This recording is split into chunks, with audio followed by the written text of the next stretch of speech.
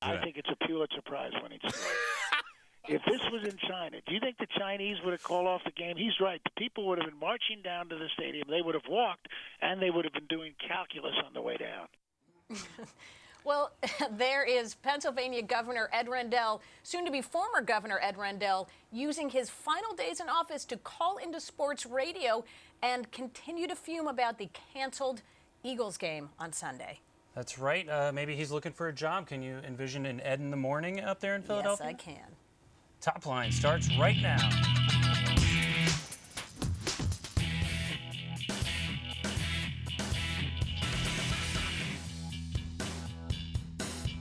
Hello and welcome to Top Line. I'm Amy Walter. And I am Zach Wolf.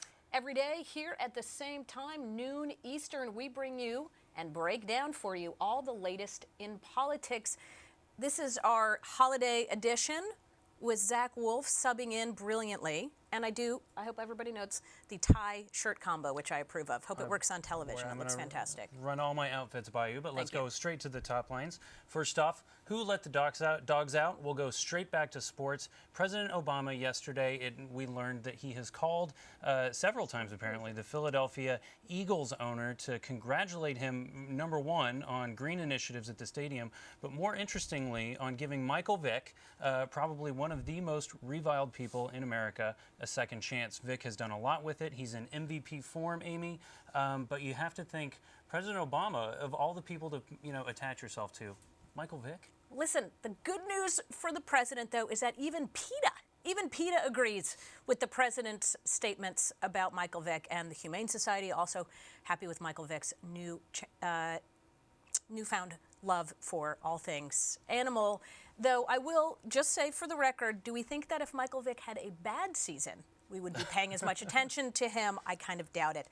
All right, up next, Vacation, All I Ever Wanted. Yes, our friends, I don't know if you remember the song from the 80s, the Go-Go's, sang that song. Somebody else, though, who's getting a lot of heat for taking a vacation, New Jersey's lieutenant governor.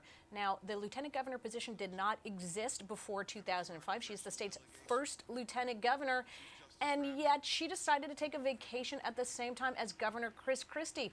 Oops, happens to be in the time of a, major blizzard and snowstorm. The guy in charge of New Jersey right now, a Democrat, Stephen Sweeney, who is the state Senate president. The question, of course, is will it matter? The state seems to be digging out okay, but we know plenty of politicians who've let the snowplows sort of push them out of office. That's right. Optically, it's not a good thing. Usually when a politician lets the snow get the better of them, it's a local thing, like D.C. Mayor Adrian Fenty. If you don't get the plows moving, or if you plow too much in your neighborhood, that's a problem. We'll see how this plays out up there on the state level. I don't know. Next up, Alvin. Remember Alvin Green of South Carolina? He's back. He lost his Senate bid, even though he got the Democratic nomination. Now he's going to run as a Democrat for the State House down there. Recently vacated seat. The woman who was holding it died, and Alvin Green has filed 5 minutes after the filing opened to run for that seat. Amy, do you see another upset victory for him in the primary there? This would be fantastic, only in that I will just mention one thing about this. Clarendon County, which is where the seat is, the State House seat, is where he did particularly well in the Senate race. He got 44% of the vote there. Best performing county, probably by far. It's a special election, though. He's got to beat out a couple other Democrats just to win the nomination for the Democratic primary. You never know, though. The guy has some serious name ID, and he has a bobblehead. Yeah, how many other candidates can say that? It's a problem when your wheelhouse is 43% of the vote. Well, there we go. All right, and finally, see ya later. This is in the Wall Street Journal today. Iraqi Prime Minister Nouri al-Maliki saying he doesn't want the troops there past 2011. He thinks that Iraqis are up for the challenge and is ready to see troops go. Of course, there are many Americans who probably would agree with that. And in the midst of what we're hearing, Zach, for the plan for Afghanistan, it's clear that moving troops out of the Middle East is going to be a big issue in 2012. That's right. And, 1 year from now, this is what we're going to be talking about. He's out there. He's saying, I don't want these troops. He's recently been put back in office. This is going to be a big deal and something we're going to come back to. Of course, on the other hand, I think that there are a lot of Americans right now who remember all the combat troops leaving a couple of months ago and are a little confused. Wait, we're still there? I thought we had left. No, you got to read the fine print, ladies and gentlemen. Joining us right now, Stefan Hankin from the Lincoln Park Group to talk. You can tell us a little bit about strategy going into 2012. You worked for the president's primary campaigns there in South Carolina and other places. How do you need to rebrand this guy at this point after the big losses? Well, first, thanks for having me. And actually, of all the politicians out there, I think Obama is sort of in the best position moving forward. And I can't remember who exactly said it, but when he was sitting in the room with the leaders of both parties, he was twice as popular as anyone else in that room.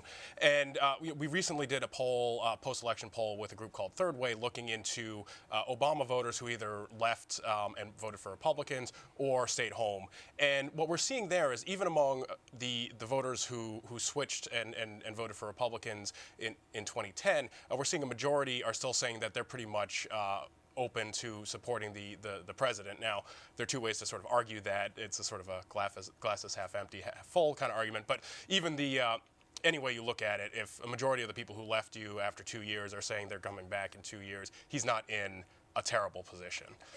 I mean, that's the sense that I got sitting in some focus groups post-election, that there was frustration with the direction that Democrats had taken the country. There's frustration about the state of the economy.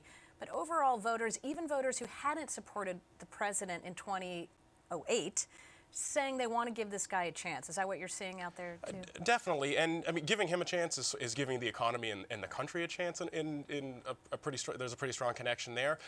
And I don't think there's any arguing that December was the month for Obama. I mean, we haven't seen numbers yet in early January. I'm sure we'll see a bunch of national public polling, and I would imagine that we'll see his numbers going heading north. And the one thing that we have to remember when we look at his numbers is that it's not in comparison to January of 2009, where he was up over 60%. I mean, that's a false high. There's no way of arguing that one. But what it really is he won with 53% in 2008, and even now, when his numbers are quote unquote plummeting, he's still in the high 40s in most polls. So he hasn't really gone that far. And after the month he had in December, I think we'll see numbers north of 50 again. Sure. December was the month for Obama, but that was the last gasp, really, for Democratic supremacy here in Washington. Republicans are going to come in. They're going to have the wind at their backs. They're going to have control of the House. They're going to be able to dictate the pace of the game. Isn't that going to create real problems for any piece of the Obama agenda going forward? Yes, yes and no. I mean, it's also it depends how the Republicans play their hand.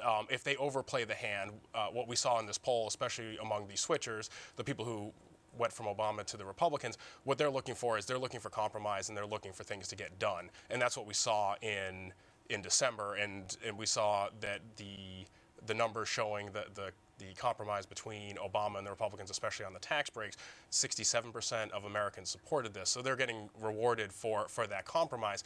If the Republicans come in January and I'll say swing to the right, let the Tea Party members dictate the way things are going, I think it's going to end up being a backlash. Now, the Democrats also have a problem if they're seen as only working with Republicans for 1 month and then being viewed as going back to just pushing back against the Republicans. They'll also be punished. And I actually think for Obama, he's in a win-win position, because regardless of whether the Republicans or the Democrats are his foil, he's going to come out winning and looking good for 2012. One more quick question. You did a lot of work in the South in 2008 in these primaries. We know that they're going to pick up a lot of seats in redistricting, and we know they've been very good to Republicans in this last election. Do Democrats just need to write off the South and just focus on other parts of the country, or can a person who's a Democrat still win there?